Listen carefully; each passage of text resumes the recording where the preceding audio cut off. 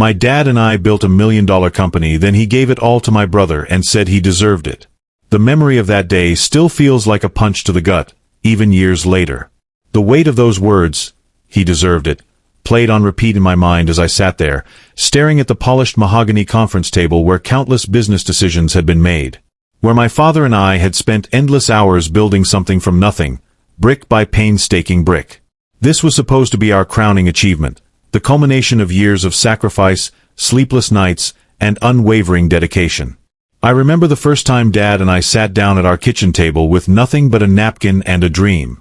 I was 22, fresh out of college with a degree in marketing and stars in my eyes. Dad had just been laid off from his corporate job after 30 years of loyal service. We were both at crossroads in our lives, searching for purpose and direction. That's when he slid the napkin across the table and said, "Let's build something we can be proud of." Our initial idea wasn't glamorous. A small online platform connecting local artisans with customers who appreciated handmade goods. But what started as a modest website quickly evolved into something much bigger. I handled the digital side, social media campaigns, SEO optimization, and customer engagement strategies. Dad managed operations, supplier relationships, and financial planning. Our skills complemented each other perfectly, creating a synergy that felt almost magical. For 5 long years, we poured everything we had into this venture. There were mornings when I woke up before dawn to respond to international clients, while Dad juggled phone calls with manufacturers in different time zones. We celebrated every milestone together. The first $1,000 month, our first employee hire, the day we moved into our first proper office space. Each success felt like a shared victory, strengthening the bond between us. Dad always said, "In this family, we build things together." Those words became our mantra, echoing through late-night strategy sessions and celebratory dinners alike. He taught me everything about business, how to read financial statements, negotiate contracts, and trust my instincts. But more importantly, he showed me the value of hard work, integrity, and perseverance. As our company grew, so did our challenges. We faced cash flow crises that kept us awake at night, competitors who tried to undercut us, and technical glitches that threatened to derail entire product launches. Through it all, we stood shoulder to shoulder, supporting each other through every obstacle. When investors came knocking, offering substantial funding in exchange for equity, we discussed every option thoroughly before deciding to maintain our independence. We wanted to preserve the soul of what we'd created together. By the time we hit the $1 million revenue mark, we weren't just business partners. We were a team forged in fire. Our relationship had deepened beyond the typical father-daughter dynamic. We had become confidants, co-conspirators in the art of entrepreneurship. Mom often joked that she needed to make reservations if she wanted to have dinner with either of us, as we were constantly buried in work discussions. Looking back, I realize how naive I was. I believed wholeheartedly in the foundation we'd built, not just the company, but our partnership, our shared vision. Every decision, every triumph, every setback had been ours to navigate together. Or so I thought. What I didn't know was that beneath the surface of our success story lay currents I couldn't see, forces that would eventually sweep away everything I thought I understood about my family and my place within it. It was a crisp autumn morning when everything changed. The kind of morning where the air smells like fallen leaves and possibility. I arrived at the office early, as usual, carrying 2 cups of coffee. One for me, one for Dad.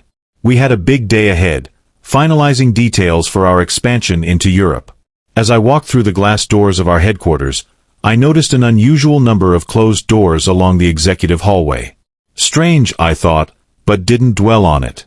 When I reached Dad's office, I found him already there, sitting behind his massive oak desk. His expression stopped me cold, a mixture of resolve and something else I couldn't quite place. Sadness, regret. Before I could process it, he gestured for me to sit.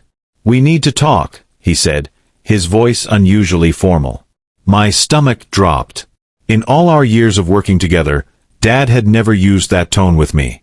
I placed the coffee cup on his desk and took a seat, my pulse quickening. "Is everything okay?" I asked, though I already knew the answer. He opened a folder and slid several documents across the desk. Legal papers. Transfer documents. My name was nowhere to be found. Instead, I saw my brother Ethan's signature scattered throughout.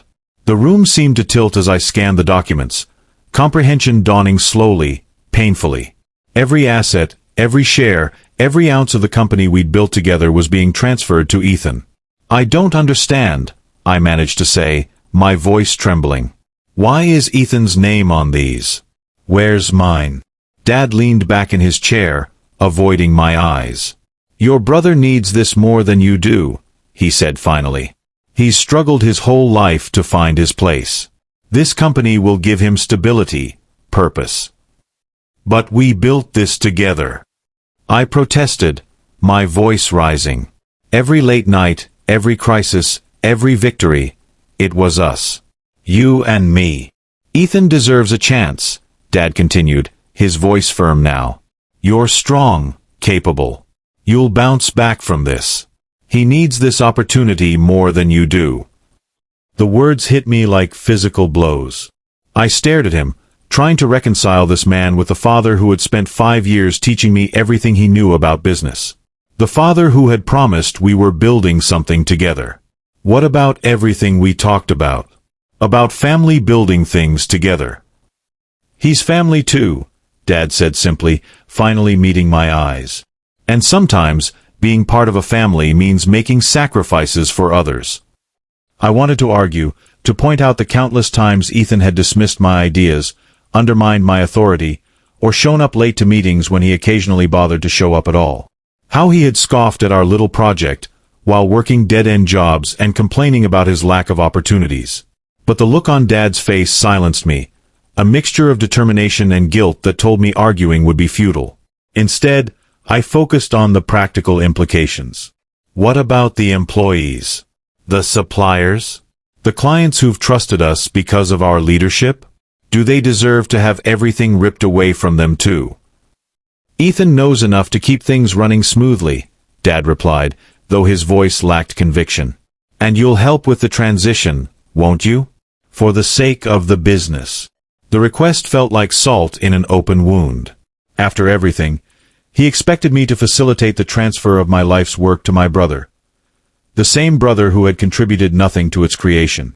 Who had mocked our efforts while taking advantage of our hospitality. Who had shown no interest in business until now, when it came gift-wrapped and ready-made. As I sat there, numb and disbelieving, fragments of conversations began surfacing in my mind. Times when Dad had seemed distracted during meetings, when he'd taken mysterious phone calls in private. Ethan showing up unannounced more frequently, lingering around the office. Signs I had ignored or rationalized away, trusting in the foundation I thought we had built. What about Mom? I asked suddenly. Does she know about this? She supports my decision, Dad said, his tone softening. She understands how important family is. The response felt like another betrayal. Mom, who had watched me grow into my role beside Dad, who had celebrated every promotion and successful campaign. How could she stand by while everything was taken away? Anger began bubbling beneath my shock, hot and fierce. So that's it? 5 years of my life, gone just like that? Everything I've worked for, sacrificed for, handed over because Ethan needs it more. It's not about need, Dad said, standing up. It's about giving your brother a real chance. Something you've always had. The implication stung, that my success somehow counted for less because it had come easier. That the blood, sweat, and tears I had poured into this company somehow mattered less because I hadn't struggled like Ethan. As if the hundreds of sleepless nights, the stress-induced migraines, the missed social events and personal sacrifices didn't count. Before I could respond, the door opened and Ethan walked in, looking sheepish yet triumphant. "Hey sis," he said, attempting a smile. "Guess we have some changes to discuss." I turned to him, feeling rage and disbelief warring within me. "How long have you known about this?" I demanded. "A few weeks," he admitted, glancing at Dad. Dad approached me about taking over. Said it was time I stepped up. Stepped up. The words burst from me, sharp and bitter. Where were you when we were working 18-hour days? When we were fighting to keep the company afloat? When every decision mattered and every mistake could have cost us everything? Ethan shifted uncomfortably. Look, I get that you're upset. Upset. I cut him off, my voice rising. This isn't about being upset.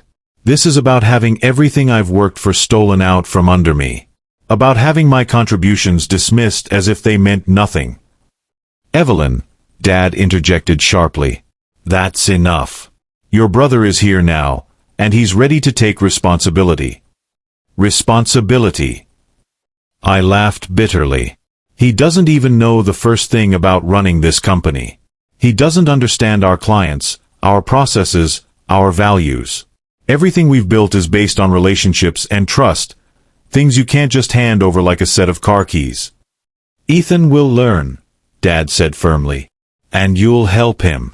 That's final. The finality in his voice struck me like a physical blow. I looked between them, my father, whose face was set in stubborn determination, and my brother, who couldn't quite meet my eyes. The reality of the situation crystallized in that moment.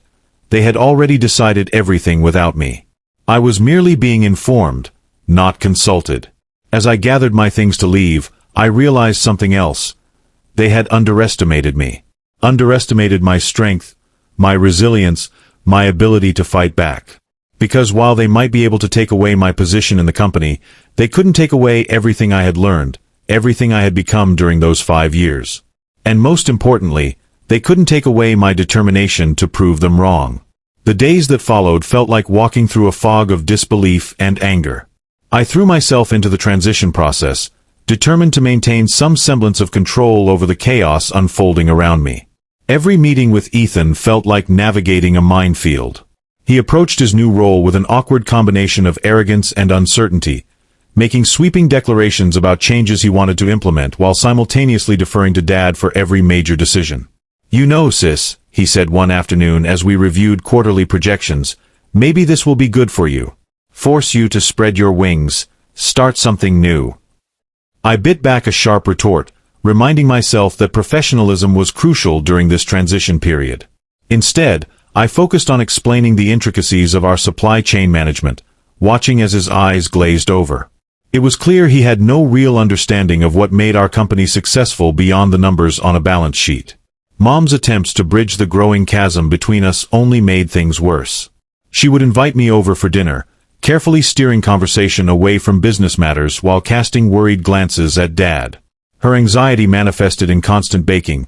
Cookies, pies, elaborate cakes, as if sugar could somehow sweeten the bitter pill we were all forced to swallow. At work, the atmosphere shifted noticeably. Longtime employees approached me with concerned looks, unsure of their future under Ethan's leadership. Some expressed loyalty to me, promising to follow if I decided to leave. Others adopted a wait-and-see attitude, their uncertainty palpable in every meeting and hallway conversation. Even our clients seemed to sense the change, with several expressing concerns about continuity and commitment. The emotional toll was relentless. Nights became endless battles with insomnia, my mind replaying every conversation, every decision, every moment that had led to this point. I found myself questioning everything. Not just about the company, but about my relationships, my worth, my identity. Had I misread every signal, every promise? Was my contribution really as insignificant as their actions suggested? During one particularly difficult evening, I drove aimlessly through the city, ending up at our old neighborhood.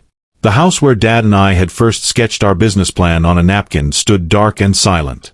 Memories flooded back, late-night brainstorming sessions at the kitchen table, celebrating our first big contract in the living room, the way Dad's eyes would light up when discussing a new idea. Sitting in my car outside that house, I realized something profound. They could take away my position, my title, even my company, but they couldn't take away what truly mattered. They couldn't erase the skills I'd honed, the knowledge I'd gained, the network I'd built, or the person I'd become through this journey. The experience had fundamentally changed me, transforming a wide-eyed college graduate into a seasoned business professional. This realization sparked something inside me, not just anger or resentment, but a fierce determination. If they believed I would simply walk away and disappear, they were gravely mistaken. Every lesson Dad had taught me, every challenge we'd overcome together, every success we'd celebrated, these weren't just memories. They were tools. Tools I could use to build something new, something entirely my own. The next morning, I approached the office with renewed focus. While continuing to facilitate Ethan's transition, I began quietly laying groundwork for my next move. I reached out to contacts in the industry, explored market gaps, and started sketching ideas for a new venture. Each step forward felt like reclaiming a piece of myself, rebuilding confidence that had been shaken but not broken. Ironically, watching Ethan struggle with his new responsibilities provided valuable insights. His missteps highlighted exactly what not to do in leadership, while reinforcing the importance of genuine connection and understanding in business relationships. Every mistake he made served as both a warning and an opportunity, a reminder of what truly mattered in building and maintaining a successful enterprise. As weeks turned into months, I found myself drawing strength from the very experiences that had initially felt like betrayals. The sleepless nights spent worrying about cash flow taught me financial discipline. The client crises we'd navigated together gave me invaluable negotiation skills. Even the moments of doubt and fear became lessons in resilience and perseverance. Perhaps most surprisingly, I discovered unexpected allies among our employees. Several key team members began discreetly sharing information about Ethan's mismanagement, not out of malice, but out of concern for the company's future. Their loyalty wasn't to the name on the letterhead, but to the values and culture we had worked so hard to establish. This support network became a source of strength and validation, reminding me that true leadership wasn't about titles or ownership, but about earning respect and trust. Through it all, I maintained a careful facade of cooperation while secretly building my exit strategy. Every document I helped transfer, every process I explained to Ethan, every relationship I nurtured became part of my preparation for what came next. The pain of loss transformed into fuel for creation, each hurtful memory adding another brick to the foundation of my new beginning. Late one evening, as I packed up my belongings from my old office, now Ethan's domain, I paused to look out the window at the city skyline. The view that had once represented everything I had achieved with Dad now symbolized something different: potential. The horizon wasn't closing, it was expanding. The story wasn't ending, it was evolving. And while the road ahead would undoubtedly be challenging, I knew one thing for certain: whatever came next would be built on authenticity, earned through experience, and driven by a determination that no one could ever take away from me. The turning point came on a rainy Tuesday afternoon, 6 months after the transition. I was in a meeting with one of our largest suppliers when Ethan burst into the conference room, his face flushed with panic. "We've got a problem," he blurted out, ignoring the supplier's presence entirely. "The European expansion? It's falling apart." I froze, my stomach sinking. The expansion had been my baby, the culmination of years of careful planning and relationship building. We'd spent months negotiating contracts, securing partnerships, and establishing distribution channels. And now, judging by the frantic look in Ethan's eyes, it was all unraveling. "Excuse us for a moment," I said to the supplier, my voice calm despite the storm brewing inside me. As we stepped into the hallway, Ethan thrust a stack of emails at me. "They're pulling out," he said, his voice shaking. "All of them," citing breach of contract terms and lack of clear leadership. My heart sank as I scanned the messages. It didn't take long to see what had gone wrong. Ethan had tried to renegotiate terms without fully understanding the agreements we'd painstakingly put in place. He'd made promises he couldn't keep, slashed prices to undercut competitors, and alienated key partners in the process. What had once been a carefully orchestrated plan was now a chaotic mess. For a brief moment, I felt a flicker of vindication. This was exactly what I'd feared would happen if someone without the proper knowledge took over. But that feeling quickly gave way to something else: responsibility. Despite everything, I still cared about the company.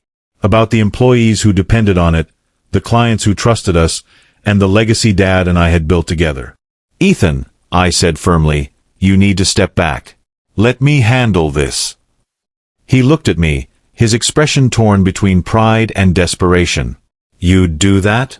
After everything?" "I'm not doing it for you," I replied, my tone measured. "I'm doing it for the people who matter. The employees, the clients, the suppliers. They deserve better than this." Over the next week, I worked tirelessly to salvage what I could. I reached out to every partner individually, explaining the situation and offering solutions. I restructured deals, smoothed over misunderstandings, and rebuilt trust where it had been broken. It wasn't easy. Many were skeptical, even angry. But slowly, piece by piece, the expansion began to stabilize. During this time, something unexpected happened. The employees who had once looked to me for leadership started rallying around me again. They brought me ideas, shared concerns, and offered their support. Even some of the executives who had initially sided with Ethan began quietly reaching out, expressing doubts about his ability to lead. It was as if the company itself was choosing sides, not out of loyalty to me, but because they recognized the difference between management and true leadership. One evening, as I was leaving the office after another long day of damage control, Dad appeared in the parking lot. He looked older than I remembered, his shoulders slumped under the weight of unspoken regret. "Evelyn," he said, his voice heavy. "Can we talk?" We sat in my car, the rain tapping gently against the windshield. For a long time, neither of us spoke. Finally, he broke the silence. "I was wrong," he admitted, his voice barely above a whisper. "About everything. About giving the company to Ethan. About thinking you'd be okay with it. About how much you meant to this business." His words caught me off guard. I hadn't expected an apology. Not from him, not after all this time. "Why did you do it?" I asked, my voice trembling despite my best efforts to stay composed. "Why did you think Ethan deserved it more than me?" Dad sighed, rubbing his temples. "I thought I was helping him, giving him a chance to prove himself. But I didn't realize. I didn't see how much I was taking away from you. How much you'd given to this company. To me." The honesty in his voice broke through the walls I'd built around myself. Tears welled up in my eyes, but I didn't let them fall. "It wasn't just about the company, Dad. It was about trust. About believing in me. About respecting what we'd built together." He nodded, his own eyes glistening. "I know. And I failed you. Both of you. Ethan isn't ready for this. He never was. And now—" His voice trailed off, filled with guilt and sorrow. As much as I wanted to stay angry, to hold on to the pain he'd caused, I realized something important in that moment. Forgiveness wasn't about excusing what had happened. It was about moving forward. About finding a way to rebuild what had been broken, not just between us, but within the company itself. "Dad," I said finally, "we can fix this. Together." It wasn't an easy road ahead. Over the following months, we worked to restructure the company, creating a new leadership model that gave Ethan a smaller, more manageable role while allowing me to step back into a position of influence. It wasn't perfect. There were still tensions, still moments of doubt, but it was progress. Slowly, the company began to heal, regaining the trust and stability it had lost. As for me, I found a renewed sense of purpose. The experience had taught me that success wasn't just about building something. It was about resilience, adaptability, and the courage to start over when everything seemed lost. With Dad's support, I launched a new venture, a consulting firm focused on helping small businesses navigate growth and transition. It was a way to use everything I'd learned, not just professionally, but personally. In the end, the betrayal became a catalyst for transformation. It forced me to confront my own strengths and weaknesses, to redefine my values, and to create something entirely my own. And while the scars of that chapter would always remain, they served as reminders of how far I'd come, and how much farther I could go. Looking back, I realized that the story wasn't about what had been taken away. It was about what I had gained: wisdom, perspective, and the unshakable belief that no matter what life throws your way, you have the power to rise above it.